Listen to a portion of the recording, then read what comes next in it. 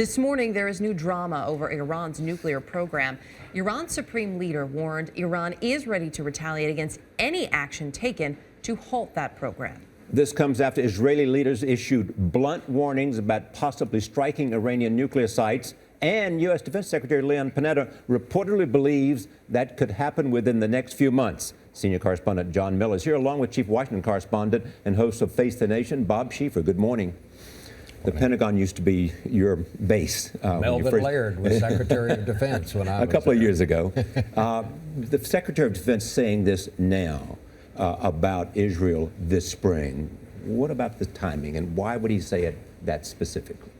Well, I think we want to do everything we can to keep Iran off balance, number one. We also want them to know that we know a lot about what they are doing.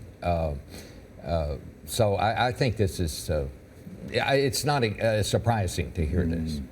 The question has always been how much consultation would take place if Israel made a decision to go. You know, the interesting thing is the White House doesn't know the answer to that.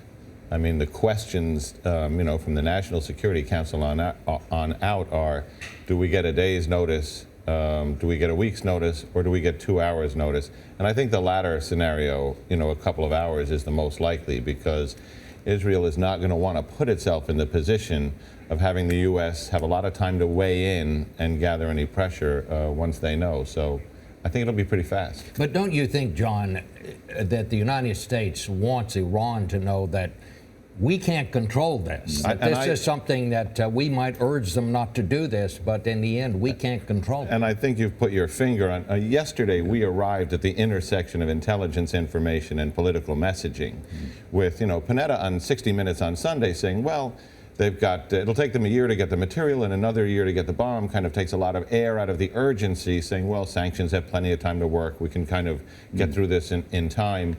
Whereas an Israeli military uniformed official, and you don't make a statement like that without Bibi Netanyahu saying it's okay to do it, says it's a much shorter leash than that and things could happen faster. Is there a difference between U.S. estimates and Israeli estimates as to when the red line will be crossed? I think there's a difference between what the timing is, but not what the red line is. In timing, in terms of when they will have the capability of making a weapon. Right. And what about the Iranian retaliation and the threats there? What do they expect might happen if there is an attack? I think you're going to see a layered approach, which is Iran will move their missiles into Lebanon. That will be Hezbollah acting as a surrogate. You'll see a lot of those launched into settlements. And then, depending on what happens next, you will probably also see terrorist attacks against Jewish, Israeli, and American targets in places like South America, the tri-border area, and U.S. bases overseas. And obviously another reason in some ways the U.S. wants to distance itself because of the fear of retaliation. I want to get to this story that's just developing right now out of Egypt. We're learning about 2 American tourists who have apparently been abducted, taken out of their van on their way to Sharm el-Sheikh in the Sinai Peninsula. What do we know about what's actually happening to them right now, John? Well, not much. I mean, we know 2 women have been kidnapped at gunpoint and are being held, and I think what you're seeing there is another sign of what a rough neighborhood we're in there because of the destabilization of Egyptian security forces and the border area there at the Sinai, and people taking advantage of that. Well, we'll continue to follow that one. Thank you.